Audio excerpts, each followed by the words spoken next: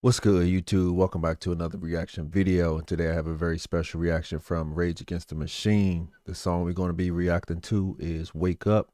But before we get into that, we're going to check out an interview from 1997 that took place in Japan from Zach De La Rocha, or is it Roca?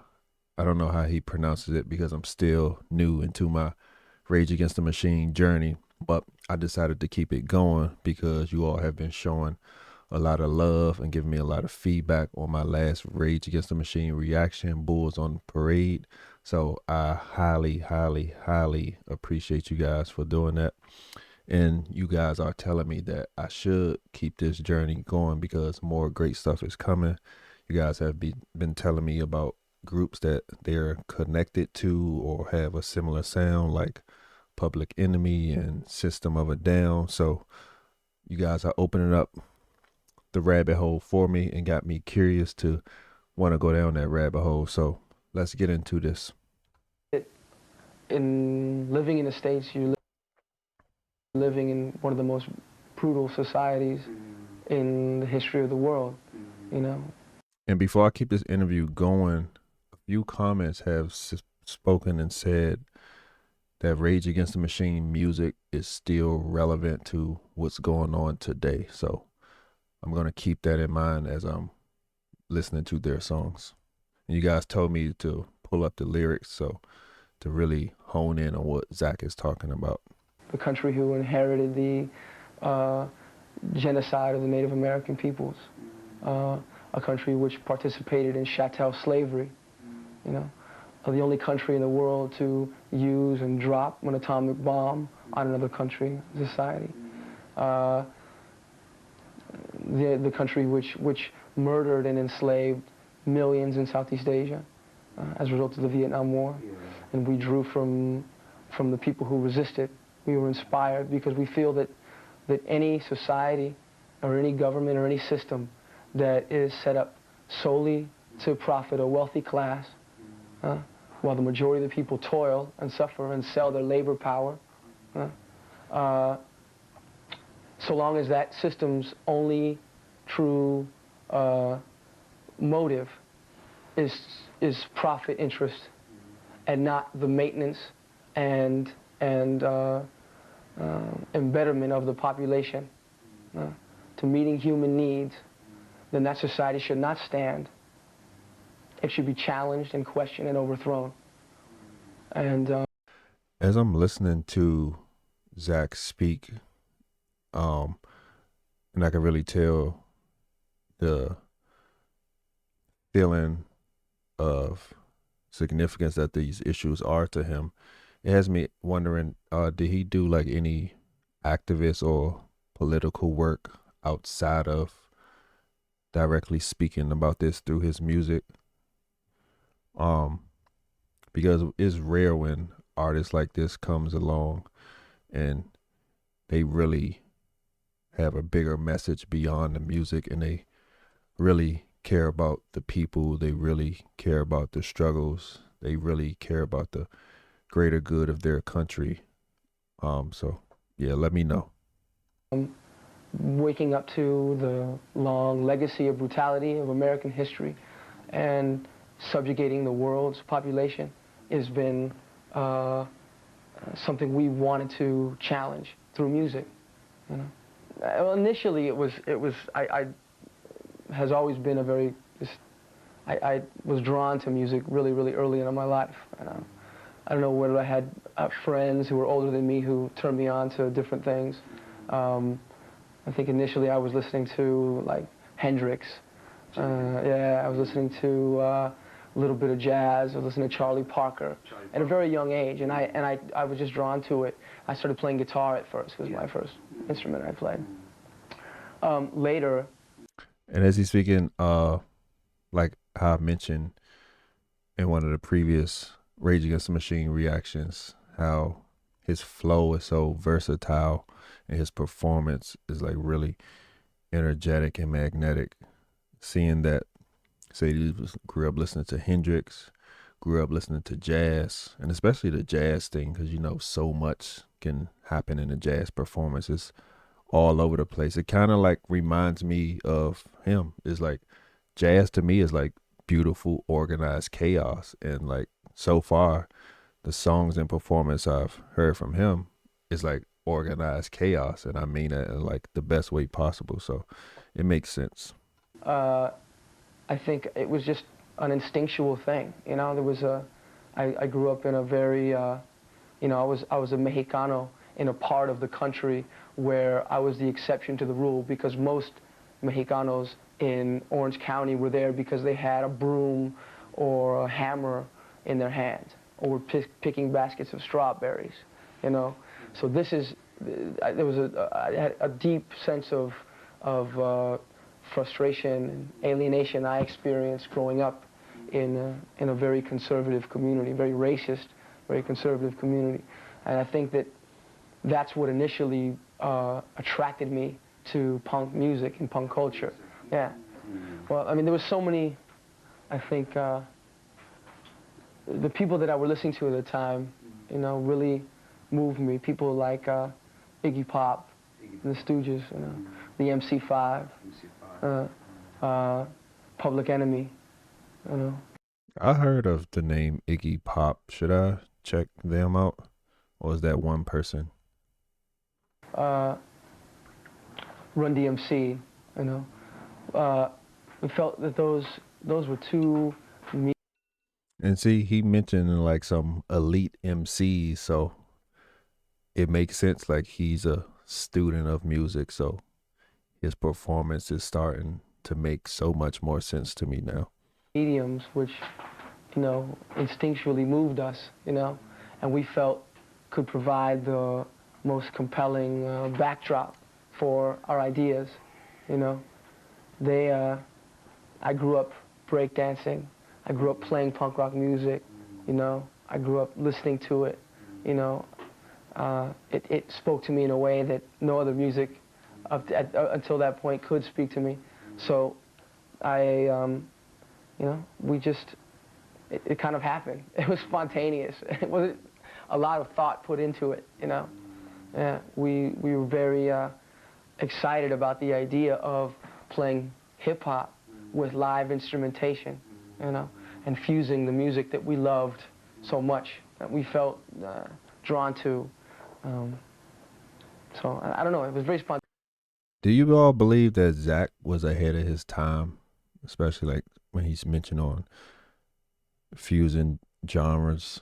Uh, because I feel like there should be more of the rock and rap hybrid genre, at least in the mainstream. I'm sure that like you guys will probably tell me like, oh hey, there's a ton of groups that are still doing this currently, but I'm just talking about like more mainstream genre fusion. There's no way to say exactly how the sounds came together or why. Empire, I mean, is something that the States has definitely become, a word that the States has become has become. The United States is an empire. It is one of the most powerful forces within the global economy. And it really, the title actually came from a speech given by Ronald Reagan in the 1980s. Yeah, as he addressed the Soviet Union as the evil empire. And if you look at the atrocities committed by the U.S. Oh, that's the album. You guys told me I should check out the entire album, Evil Empire, correct? in the latter half of the 20th century. That name, we figured that name or that tag could easily be used to describe the U.S., and so that's why we used it. The image of the second record is a little more ironic, you know, considering, you know, if you look very closely at the boy's face, you know, to us he symbolizes the power structure in the U.S., you know, and if you look at him, he's smiling as if he's in control. But if you look deeper into his face, you see that he's afraid because he knows what's coming. He knows that poor people in the U.S. are not going to continue to suffer in the way that they suffer without taking action against them. So we feel that that picture captured that very well. Random, but I like that VHS, that low quality video picture was like that. It just took me back to old times when I was younger. But I need to go back and look at that picture for the Evil Empire and see, do I get that same feeling of the intention of that album cover. But let's check out the song Wake Up.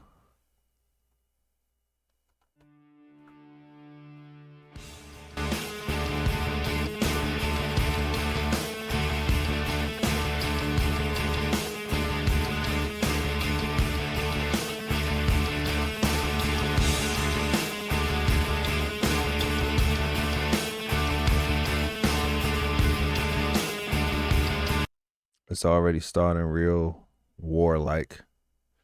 Got that nice, we coming to kick some ass tone.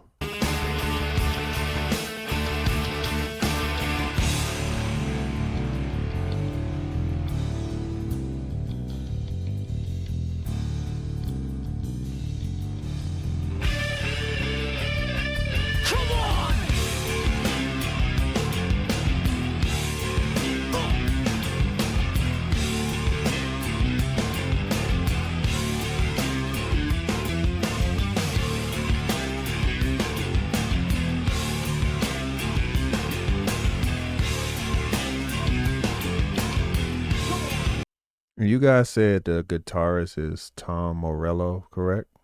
Because this guy has some skills I'm seeing already.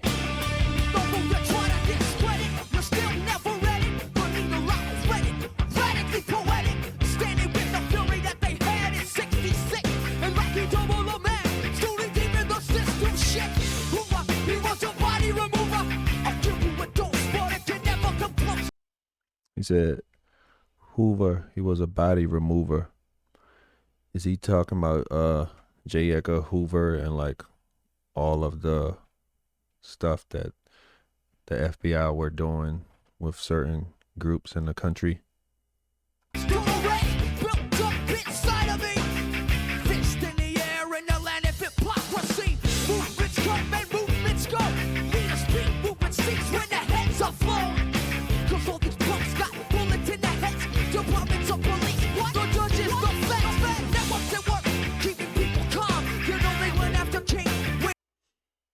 He said movements come and movements go. Leaders speak, movements cease. And it's just like every time back then something major will happen, assassination will always come and the movement will just stop, unfortunately. When he spoke out of Vietnam, he turned the power to the have-nots, and they gave the shot.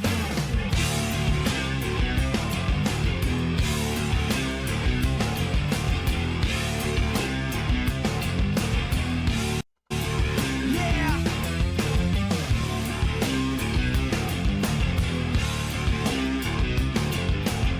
Yeah, back in this. To my mind, I flex, flip like Wilson. Fingers never lacking that finesse. What do I got to do to wake you up? To shake you up, to break the structure up. His blood still flows in the gutter. I'm like taking photos. Mad boy kicks open the shutter. Set the groove, just thinking move like I was Cassius. From the stutter, stepped in, bomber left upon the fascist. Yeah. He mentioning Cassius Clay, Muhammad Ali, and he's like. It's funny that he bring up how he's sticking and moving like Cassius. I guess he's saying like, I guess it's like an entendre because I guess it's like the way he's moving as this strong voice, as this strong message, and also probably like as his swagger, as he's sticking and moving in the swagger type of way. And it's also like we know that Muhammad Ali was also a powerful voice against discrimination and stuff like that back then. Several federal men report schemes on the tree and pointing to an end. You better beware the retribution with mind war. 2020 visions and murals with metaphors. Never They tried to blame it on Islam. He turned the power to the have-nots. Then came the shot. I like how he ended it all with "and then came a shot," because it's just like that's how it always ends, with a shot, unfortunately. And that's how he's ended his verse. And then came a shot.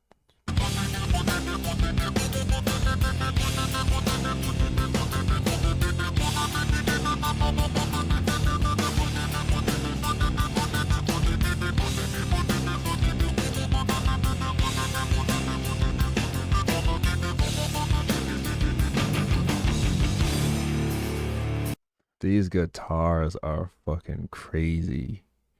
The wonka wonka wonka wonka, and then it just get really wide on the side. And it's just heavy and just dark and these guys are great.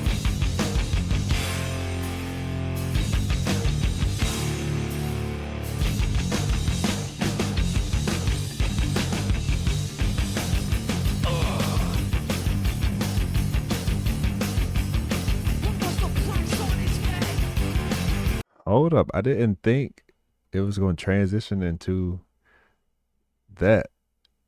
It got even more rocky.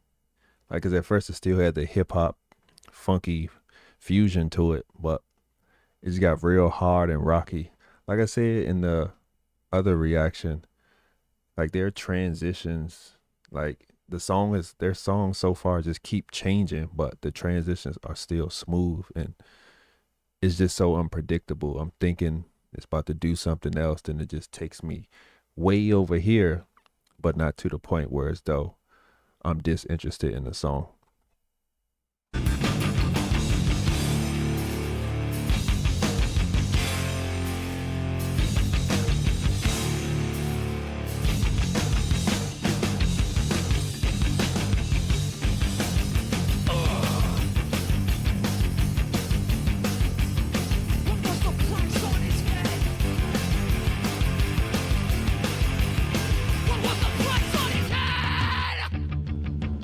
Oh,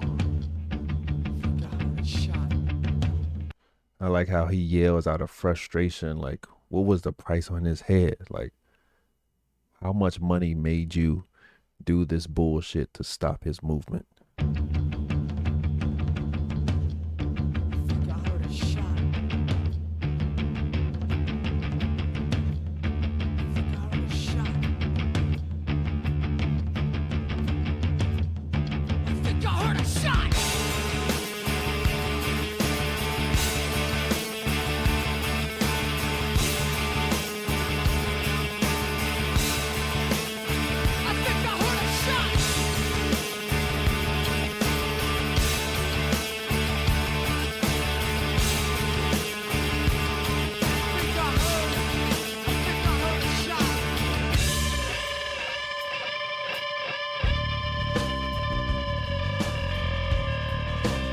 That part is sounding like a alarm.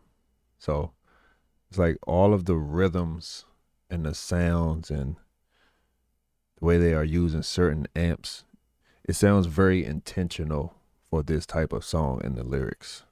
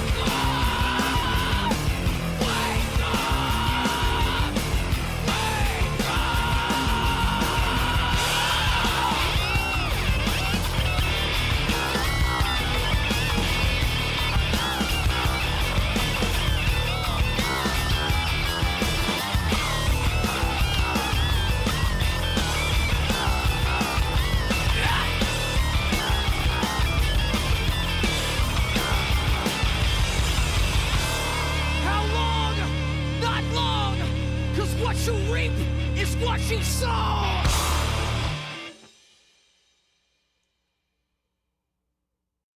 Whoa. Wake Up, Rage Against the Machine. I would have loved to be able to see this in person, this performance. And the wake up part, that had me thinking, did he do that part in one take? To be able to keep the energy almost the same and also almost a little higher on each one? Or did he have to take a break and record those separately? But this was a very well put together song. And it's like sometimes when people do like political songs or song with a message, it can be like too overproduced or like too much information going on, whereas though the song is not musical anymore. Like they made this still musical, and even though he gave you a lot of information, he still like, I'm not saying it's in a negative way, he like dumbed it down enough, whereas though like the average person can still take in the majority of the message from this. But yeah. Someone also mentioned Tool. I have reacted to Tool songs before. That was on my uh, other YouTube channel, my main YouTube channel. But like I said, I'm turning that into a movie reaction channel, and the music is going to be only done on this channel. So if you want to check out my Tool reactions, check the description below. But I can also hear similarities with Tool also. So subscribe to the channel, like the video. I appreciate you.